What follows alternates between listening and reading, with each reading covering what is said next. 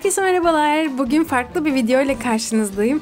Eğer isterseniz arada bu tarz tatlı tarifler paylaşabilirim sizlerle. Ben gerçekten çok seviyorum böyle videoları. Bu arada videonun açıklayıcı olduğunu düşündüğüm için seslendirme yapmadım. O yüzden iyi seyirler diliyorum sizlere ve denerseniz de afiyet olsun. Hoşçakalın.